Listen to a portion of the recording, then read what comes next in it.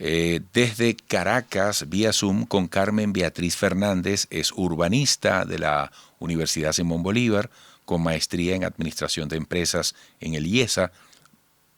Está en España. Está en España, en Madrid.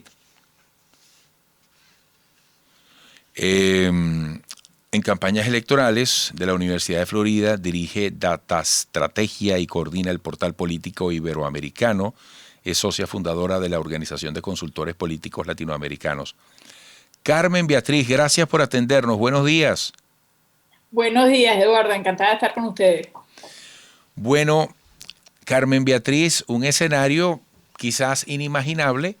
Se presenta este final estrecho en Barinas y resulta que decide la sala electoral del TSJ que se repitan las elecciones.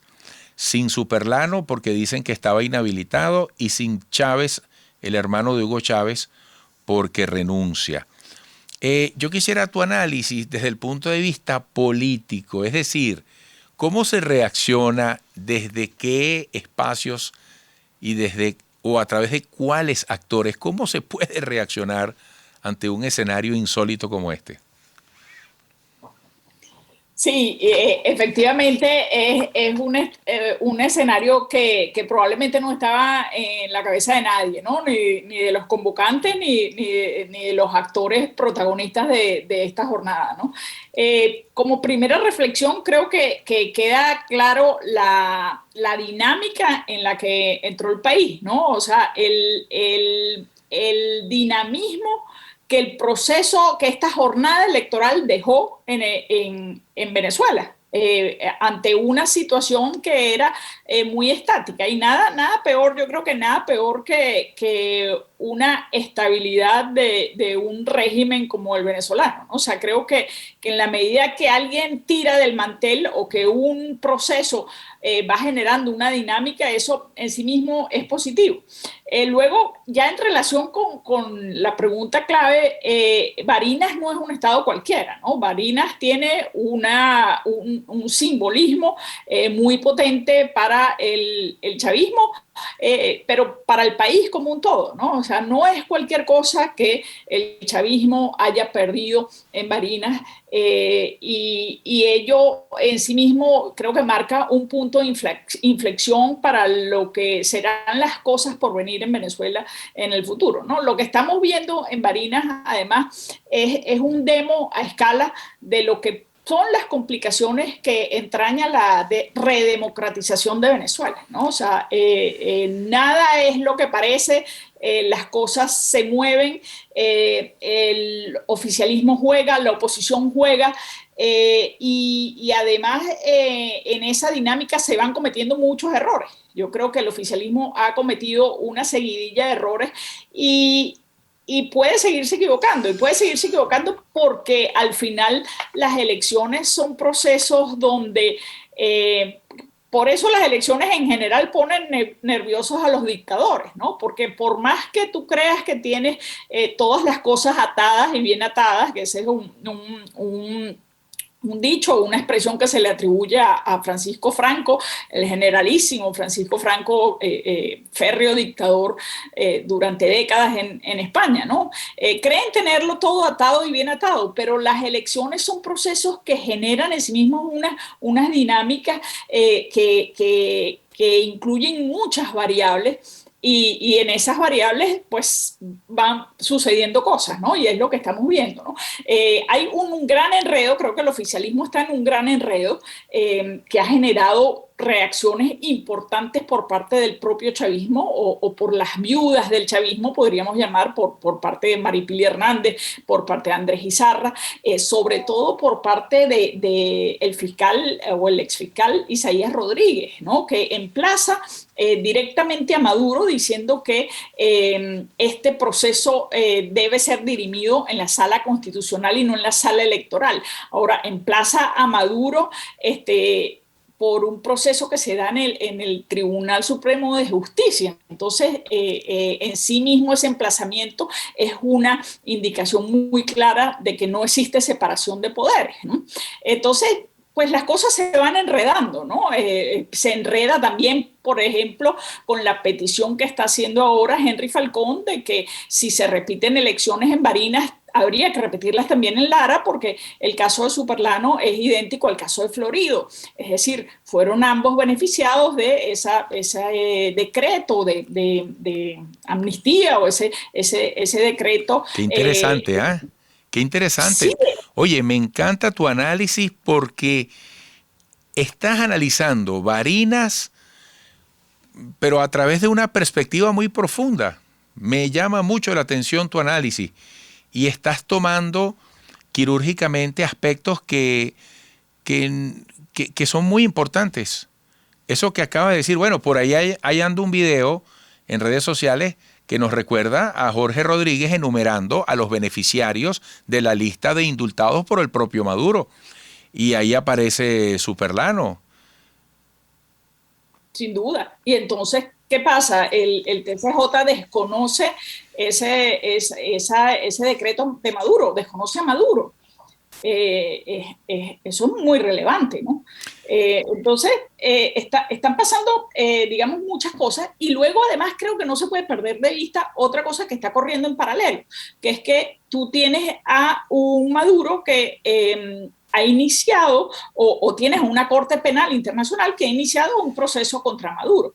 Y la defensa que puede tener Maduro o la concentración de los esfuerzos de Maduro por defenderse pasa por demostrarle a la Corte Penal Internacional que en Venezuela existe separación de poderes.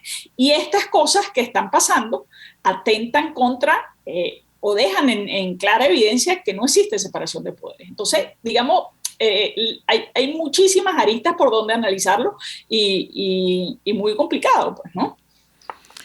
Ahora, realmente esto puede estar denotando una complicación a lo interno del chavismo.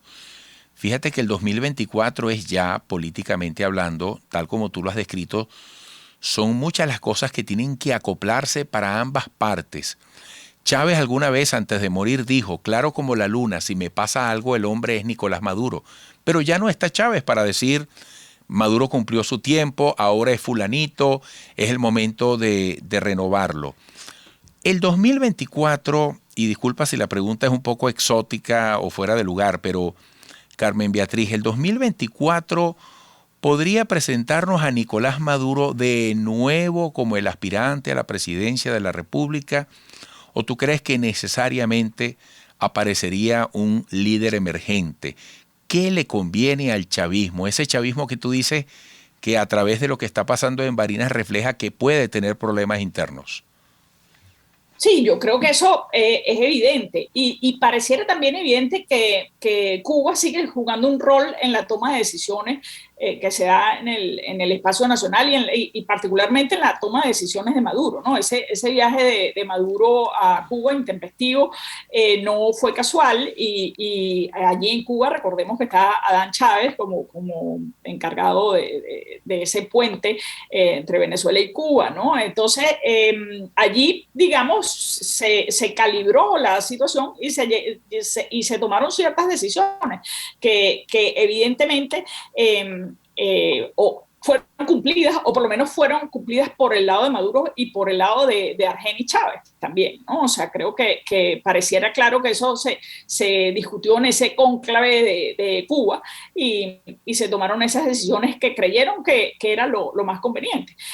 Pero como venimos analizando, pues se cometen errores, se cometen equivocaciones, porque en la medida así como la mentira te va entrampando en lo personal, cuando alguien empieza a decir mentiras, pues debe seguir diciendo mentiras cada vez más grandes, porque la mentira es un enredo en sí mismo, ¿no? Pero los trucos también lo son, ¿no? O sea, cuando tú inicias un juego lleno de triquiñuelas, la misma dinámica del juego puede llevarte cada vez a triquiñuelas más grandes y que hacen más visibles los errores, ¿no? Por eso en política muchas veces los errores o un error grave se convierte en una seguidilla de errores, ¿no? Y en estas dinámicas suele ganar el que comete menos errores, ¿no?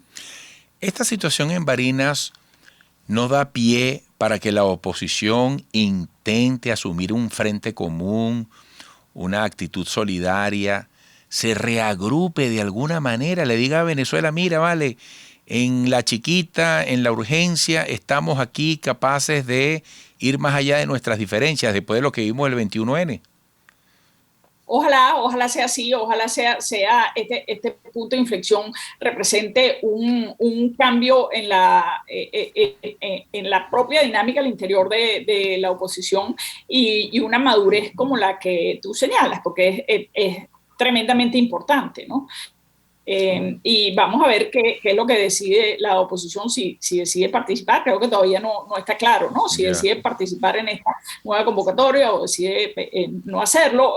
Pero lo fundamental es que lo que decida hacer, lo decida hacer en consenso, ¿no? En consenso, en armonía y con unicidad de mensajes y de criterios, ¿no?